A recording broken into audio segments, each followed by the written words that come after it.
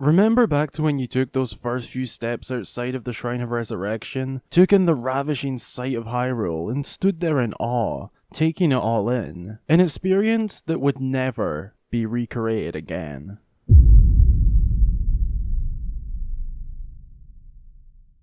That last line, never be recreated again, is a very good way to define a Breath of the Wild playthrough. A player's first adventure with this game is a one-of-a-kind experience, and it is exactly what you make it. That first playthrough is so raw and adventurous, and yeah, this applies to most games, that the first playthrough is raw, but Breath of the Wild is on its own level of video games compared to other video games and even other open world games.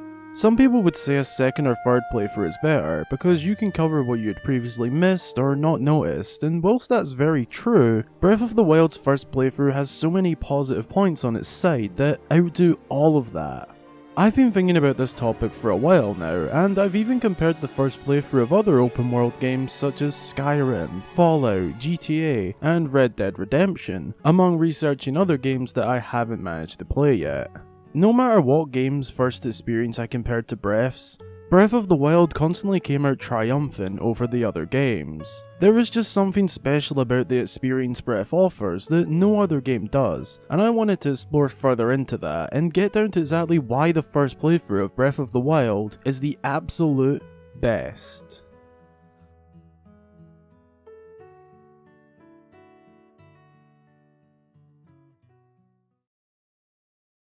The open-air world of Hyrule is simply breathtaking, and no matter where you go within this massive land, you will always be amazed with wherever you end up. The obvious fact here is that on your first playthrough of any game, everything is new to you. But in my honest opinion, Breath of the Wild's first-time discovery system is something special. We are going to look at this in terms of the Zelda series, as my channel is a Zelda channel. Does that sound weird? Anyway, with past titles such as A Link to the Past, Twilight Princess, Ocarina of Time, Majora's Mask, and so on, your first playthrough of those games is more or less what you will get if you take on a second or third playthrough. Yes, the experience may change slightly, but the games are mostly linear, and you will still discover the same areas in the same order, defeat the same bosses in the same order, and so on. I'm not saying this takes away from those games, it's a fantastic system for those games, and I loved playing them, especially Twilight Princess. But it's different with Breath of the Wild due to its open air nature. You play the game in whatever order you like on your first time, and that's 100% raw, and you go where you like, do what you want, and just have freedom. That experience is a one-of-a-kind thing, and one of my biggest points for this video, the first time discovery.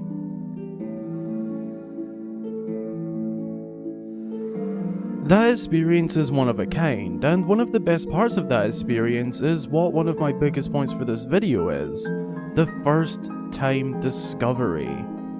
Once you set foot outside of the Shrine of Resurrection and eventually the Great Plateau, you're free to go wherever, and with this comes discovering new areas in any order. In past games, that feeling is there when you unlock a new area, but the keyword there, unlock. Yes, it's an amazing and accomplished feeling to, say, unlock the Gerudo Desert in Twilight Princess, but with Breath of the Wild, you could freely discover that desert. Literally anywhere you go on your first Breath of the Wild playthrough is a unique experience to you. You can discover the world in an endless amount of ways. Some people will discover Rito Village before Kakariko Village. Some people will head straight to the castle and others will head straight to Lake Hylia. The point is, it's your experience and you make it. With past games, you don't exactly make that experience, as it's already made for you. You're following a set path in past games, more or less, and like I said, yeah, some of those past games do have some freedom, but in the grand scheme of things, you're following a set path. Whether as in Breath of the Wild, you create that path. During that first playthrough, you might not even go literally everywhere in the game, as it's just that big a world, and with so much to do that it's not really on your mind to need to find new areas.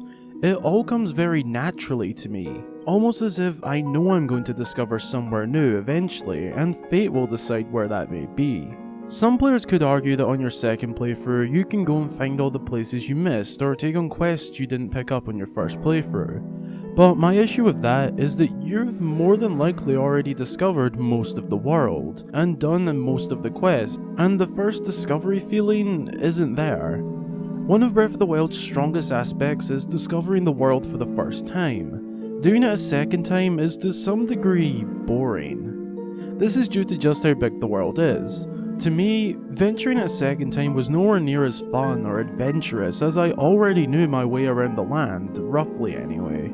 On my first experience playing the game, I didn't know where anything was. The map is unlocked in sections, and until you unlock the region you're in, you're going in blind, and I absolutely loved that. It's such a raw and one-of-a-kind experience that you wouldn't get in any other game within the series. That first time playing the game is exactly what you make it. It's all on you, and that's one of, if not the best aspects of Breath of the Wild in my honest opinion.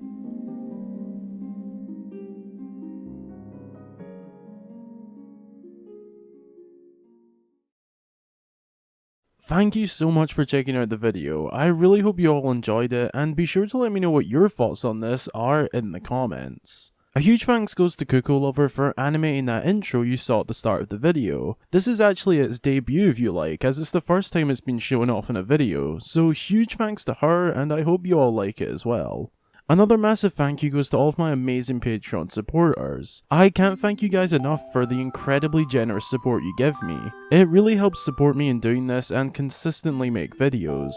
So special thanks to Hexovian, Leonard Kowan, Kitala, Karika, Safri Sky, Daniel Kilman, Nehru's Love 13, Barky Doggo, Arlie Quinn, and M. Your support really does help me out a lot and allows me to keep making videos just like this one. If you'd like to help support me then head over to my Patreon page and consider donating as little as $1 a month. Again, thanks for watching, and until the next time, I've been Hyrule Gamer.